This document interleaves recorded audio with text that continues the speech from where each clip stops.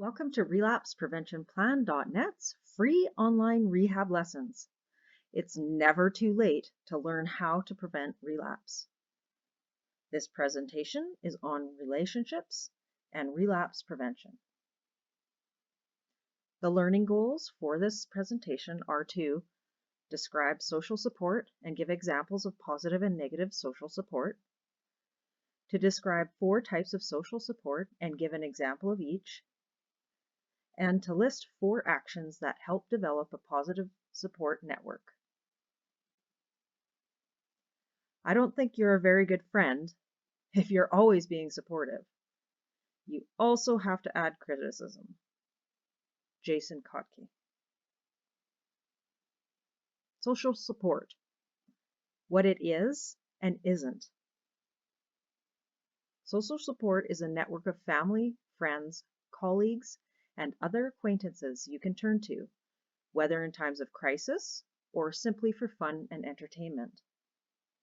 Social support is not the same as a support group. Support groups are generally more structured meetings or self-help groups led by health professionals or peers. Social support is a critical determinant of relapse.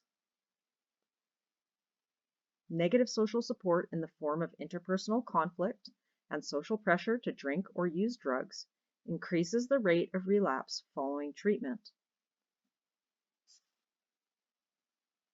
Social pressure to use is experienced directly in the form of peers trying to convince a person to use, indirectly through modeling, a friend orders a drink at dinner, through cue exposure, such as drug paraphernalia in the house,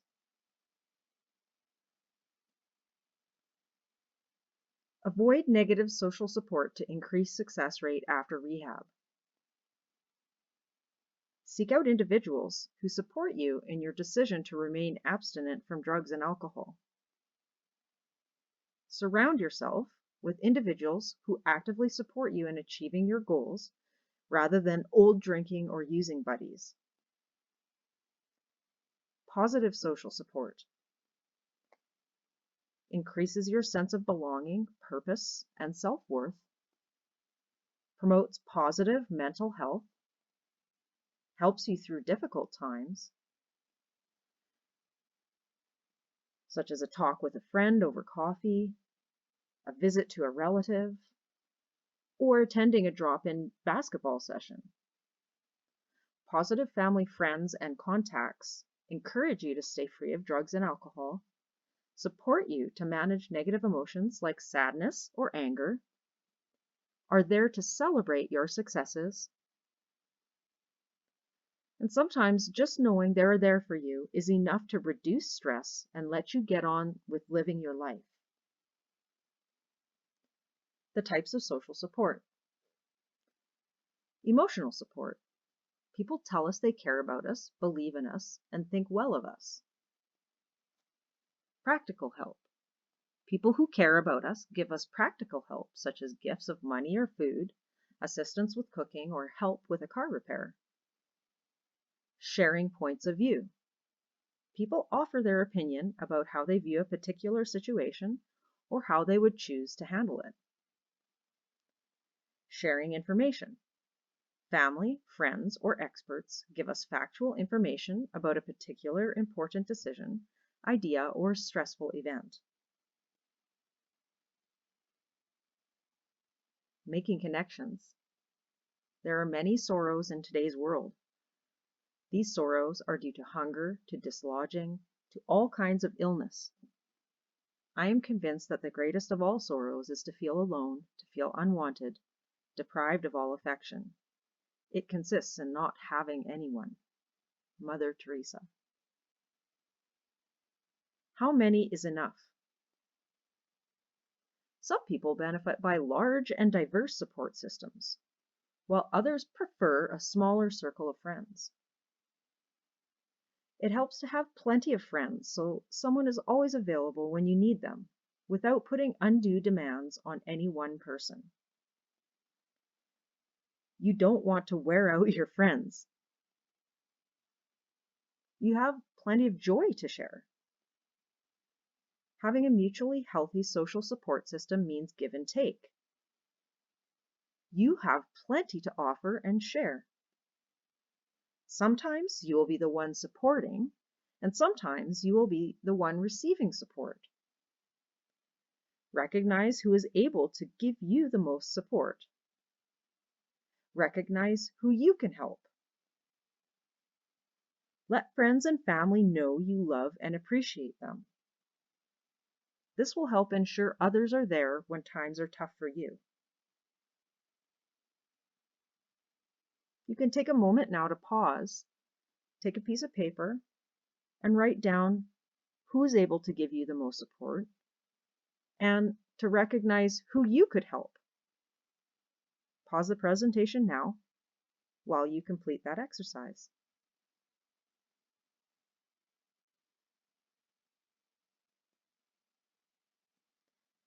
Take time to plan and nurture friendships and family relationships.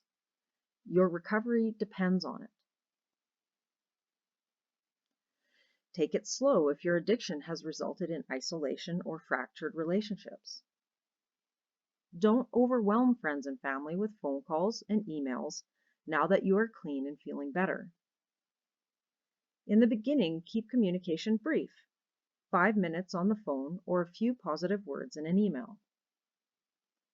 Ask friends and family for times of day or week you can call them and respect those times. Have a plan for crisis situations when you may need to set aside those restrictions. Become more aware of how others perceive you.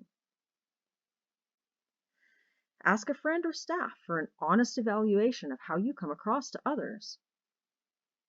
Antisocial personality traits such as frequent angry outbursts tend to prevent positive social relationships and are often associated with heightened relapse risk. Take note of areas for improvement and work on them. Some of the reasons friends do not return your calls may be easy to change. For example, the tone of your voice. Compete less with others. You don't have to prove you are the prettiest, sexiest, strongest, smartest, or toughest, and so on. Turning potential rivals into friends can be a lot more fun and healthy than turning potential friends into rivals. Check your relationship assumptions. Every man does not have to be a potential boyfriend, and every woman does not have to be a potential sexual partner. Strive for a healthy, realistic self-image. Both unrestrained vanity and excessive self-criticism are unattractive to potential friends. Use your text, The Feeling Good Handbook, to help you test your beliefs and undo twisted thinking. Check out your assumptions with trusted friends, peers, and staff. Resolve to continuously improve yourself. Cultivate your own honesty, generosity, and humility to increase your self-esteem and make you a more compassionate and appealing friend. Resolve to read one self-help article or book each month to build your knowledge and to build your skills. And now this doesn't have to be a giant textbook. It could be one short article that you found online. Avoid relentless complaining. Non-stop complaining is tiresome and can be draining on your support systems. Talk to your family and friends about ways you can change parts of your life that you're unhappy about. Share your successes, and tell family and friends about how you are learning and growing. Get yourself and others ready to celebrate with you and to enjoy the pleasure of positive news. Practice a more positive attitude. Find and share positive humor in life. Leave the put-downs about self and others behind. A positive attitude changes an ordinary personality into one that is interesting and exciting to others. A positive attitude makes a typical person seem better looking to others. A positive attitude attracts attention to outstanding personality traits that would normally go unnoticed. A positive attitude can overshadow negative personality characteristics, making your total image brighter and more positive to yourself and others. And listen, listen, listen. Make a point to remember what's going on in the lives of others. Share interests or experiences you have in common. The positive ones first, then listen. Share details about yourself and your life to establish rapport with another person, particularly about change and new experiences. Then listen. Leave the litany of your addiction and negative experiences behind. Nobody wants to relive your pain over and over and over and over and over.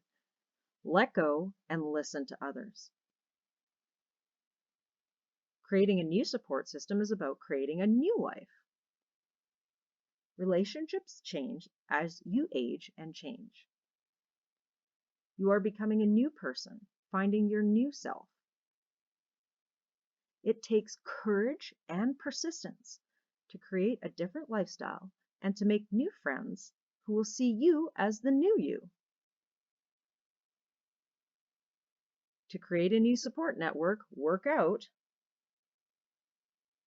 Join a class at a local gym or community fitness center. Get a dog and go walking where others walk their dogs. Get some runners and go for walks or runs in areas where you can meet new people. Get a bike, join a walking group, take dance lessons, join a local sports team, or take seniors for walks. The sky's the limit here. You can decide what physical activity might work best for you to connect with others. Work out by getting out of your pattern. To create a new support network, do food. Invite people over for lunch, pack a lunch and invite someone out, do breakfast, lunch, or dinner out. Learn to cook different foods, take a cooking class, read about food, prepare food for a drop-in center. You get the idea. It's whatever turns your food crank. But however you do it, use food to create new friends and new memories. You can also volunteer to help create a new support network. If you don't have a job yet, this is even more important to give your time and days meaning. Museums, community centers, public gardens, libraries, sports events, churches, senior centers, daycares, political parties, wherever help is needed and your interests are stimulated. So go on ahead and get real creative about how you can contribute. And you'll inevitably meet new people with your new self. You can also join a cause. You can get together with a group of people working towards a goal you believe in, such as an election, creating more green space, cleaning up a natural area, lobbying for more health care, free lunches at schools, better roads, or bicycle paths. Check your values and support changing the world one step at a time, because you can make a difference, and it will make a difference in you. You can join a special interest group to make your new hobby part of your new activities. Find a group nearby with similar interests, such as auto racing, music, gardening, drawing, painting, singing, books, skiing, hiking, mountain biking, dog showing, tropical fish. It could be anything that you enjoy or love. Find what you love to do and find others who love the same thing. You could also try going back to school. Take a college or community education course. It doesn't have to be complicated, doesn't need to be a master's degree. It could be a single course. You'll meet people who are also trying to improve and change their lives. And remember, lifelong learning is a process, and there are many people on this same journey. Find your mentor. Regardless of our age or how secure and confident we feel, if we are to strengthen and maintain our optimism and resilience, it is essential that we interact with people who accept us and from whom we gather strength. If we are to nurture and maintain meaningful, emotionally satisfying connections and lead a resilient lifestyle, it is equally important for us to serve and be in the company of charismatic adults. Mentors are people who have the qualities you see developing in yourself and are more experienced than you, provide advice and support to you, foster your progress through challenging your thinking and your actions while believing in your possibilities. Mentors accept you as you are and not as who you were, and they have many important things in their life other than you. Connectedness. It is a feeling of being a part of something larger than yourself. This something may be a friendship, a marriage, a team, a school, a company, an activity you love, even a set of ideals like the Bill of Rights, or a belief system like a religion. Dr. Hallowell. Ties. People with strong social ties live significantly longer than those who lack such ties. Make connectedness a top priority in your life. To lead a balanced, resilient life free of drugs and alcohol, don't restrict connections to one source, but instead embrace several. So here's where we're going to get out our pens and paper and complete an exercise to identify your connectedness. Take 5 minutes and put this presentation on pause while you pick 2 people with whom you feel most connected from your non-drug and alcohol connections. You can consider close or distant family members, friends, professionals, a pastor, or even the local corner store owner that you are friendly with. Then for each, list 3 actions you can take to express this feeling of connection and keep it alive.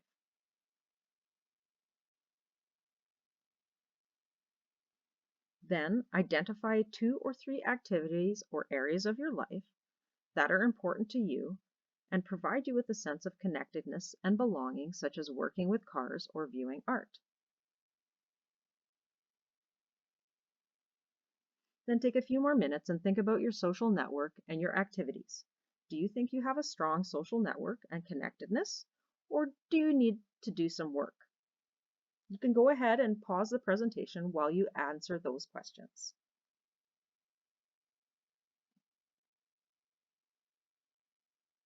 Developing a social support network requires developing yourself. It's a process that is dynamic and ongoing. It's not accomplished in a week or a year. And it's a process that enriches you throughout your entire life. Start evaluating your connections. Everyone needs the presence of positive adults in their life. Your dignity and self-worth is reinforced when you serve in that capacity for others. Examine how you relate to and contribute to others. Examine how you show compassion and caring. When asked what helped them succeed against the odds, children, youth, and adults overwhelmingly and exclusively gave the credit to members of their extended family, to neighbors and teachers, to mentors and voluntary associations and church groups. Emmy Werner. 100 times every day I remind myself that my inner and outer life depends on the labors of other men, living and dead, and that I must exert myself in order to give in the measure as I have received and am still receiving. Einstein.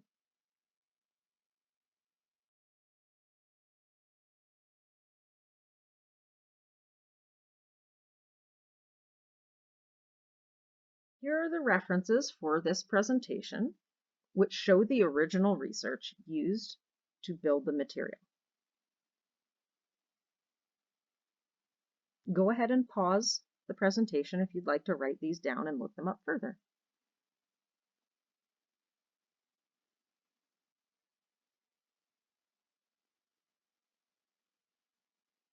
After this presentation, you should be able to describe social support and give examples of positive and negative social support.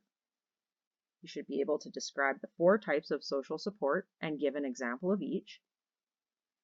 And you should be able to list 4 actions that help develop a positive support network. If you haven't already, please visit relapsepreventionplan.net and download our free book, Make Your Last Relapse the Last. Then go ahead and complete Chapter 8 on relationships and relapse. Remember, this video is not a substitute for proper medical care and consultation with your physician or qualified healthcare professional. Don't ignore professional advice or delay seeking treatment based on the information in this video or on this YouTube channel. Thank you for joining us. You can do it. We believe in you. Don't give up.